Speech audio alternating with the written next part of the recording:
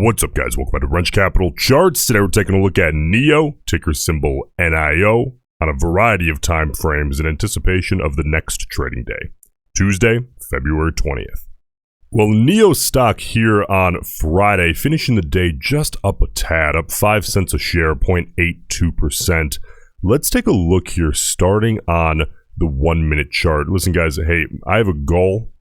I'd like to hit 1,000 subscribers by market open Tuesday. I think we can do that with your help. If you guys get value out of these videos, only if you get value, please subscribe to the channel. I greatly appreciate it. So let's take a look intraday here. I want to start, you guys know, this video is geared toward a more day-to-day big picture perspective, but I'm a scalper at heart. It's what I do every single day. So we have to start by taking a look at any intraday revenue generating opportunity around a core position. Now, two things here on NIO. Unfortunately, the liquidity and the volatility it wasn't enough really at all after about the first half hour of trading on Friday here. Okay, so we're basically forced to look at that first 30 minutes. And really the only two trades that I could even fathom maybe taking would be this little rejection, though to me, this is just the very early stages of what I call my repeat offender setup. That's a setup, it's kind of a backbone of my personal playbook. It just wasn't even there yet. It would require ideally an uptrend and a third attempt at a rejection and a wider channel. It's just not even really all that close. Here you have a downside breakthrough, volume weighted average price. Sure, for me, not really a trade I'm interested in taking. There's not a lot of edge there when the stock isn't particularly in play on an intraday perspective, meaning like a fresh catalyst, elevated relative volume. So listen, for me here on NIO, really nothing intraday. Let's not waste any more time. Let's take a look here at the 5 minute and start getting contextual about potential volume, like really obvious changes in volume here that correlate with big moves in stock price. What does that tell us? It tells us a bigger sample size of the market agrees with that particular sentiment, but only if we get that, right? So I like to look at the 5 minute for this. You know, we know that big volume off the open is normal, so we can't really count that, at least contextually. So if this was 15 million or something, then we might have to take a look at that. But this is within reason. And we fade a little. And then these two red candles actually have kind of elevated volume. Sure, you know, that's fine. But then on this little bit of consolidation, a little bit of bounce, we had some bigger green volume on those two candles. You know, fine. For me, again, we have to look at this every day because sometimes there's really obvious things that I think would be missed. But today, it would be a force to say there's really a whole lot there. So now let's get even more contextual, looking at the day-to-day levels that I'm watching extremely closely come Tuesday here on NIO stock. So looking here, the first thing that you'll notice is that this 50 period here is incredibly in play. We currently find ourselves literally 2 cents, 0.25% off of that level.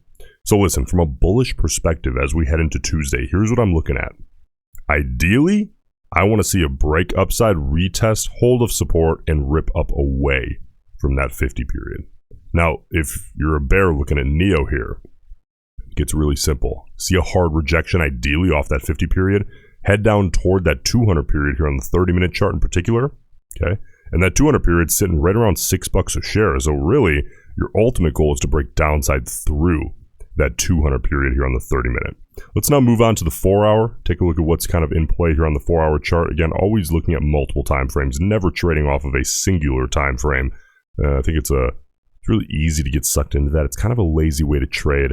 Unfortunately, there's just not a lot of edge in doing so.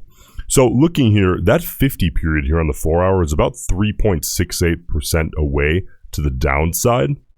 So if you're a bull looking here at NIO, you really ideally wouldn't want to see a back test of that. Ideally, what you'd be looking for is for this thing to continue higher in through to Tuesday, getting up as close to the current stock price as possible, ideally up above $6 a share as soon as we possibly can. If you're a bear, you really want this thing hanging out as low as possible, staying below $6 a share, and the stock breaking downside, making a downside test, ideally snapping through that 50 period here on the 4-hour chart. Now, the daily chart, this is the most important chart because it has the most eyeballs. Okay, of course, we do have earnings coming up here on February 29th before the market opens. We take a look here at the daily chart, and you can see as far as moving averages, that 50-day, which everyone watches, is currently just around $7, $7.08 a share. So, I mean, we're talking a relatively substantial move. That's going to be approximately a 15.2% move to the upside here. So we can't really we've seen crazier things out of NIO, but we can't really immediately consider that such an in-play level. So we have to think, well, what is everybody watching here on the daily chart? Because everyone's always watching something. Well, they're watching $6 and maybe $6.50. Those are those two immediately relevant psychological regions. Okay. If I'm a bull here looking at the daily, I'm thinking one thing. If we retest 6, hold it. Ideally, don't retest 6. Just move our way up towards $6.50 a share. That's what I'm thinking looking at the daily chart here on NIO. Big picture, that's what I'm looking at. If I'm a bear, I'm really thinking one thing. Break 6 as soon as possible and as hard as possible. The bears are looking at that and thinking that would encourage a lot of fellow bears, which is good for them, and that would discourage a lot of the enemy, right? A lot of bulls, which would be good for the bears. Bulls always understand the other side's psychology. It's almost more important than your own side. Now, let's take a look by finishing up and looking here at the bias in the options chain from Friday here. Okay, we have 115,000 total contracts traded. That's a reasonable sample size. I mean, you can't expect 20 million contracts traded on NIO, right? We have to take what we can get. But the smaller the volume, and that's not huge, right? But the smaller the volume, the more of a grain of salt you absolutely have to take the data here. Still more than worth looking at, though. We have to see what the traders are thinking. 84,000, nearly 85,000 calls, 30,000 puts. Heavy, nearly 3x call bias here on the overall ratio on NIO today. The short-term speculators, you ask me, how do you know? Well, the 0 to 20 delta, right? Those are those out-of-the-money, typically shorter-dated contracts. 19,000 calls, 7,000 puts. So the short-term speculators are also leaning to the call side. And then you basically go all the way down the line here in every delta range. So every time frame out of the money, at the money, and in the money, we are seeing call bias essentially across the board here today on NIO.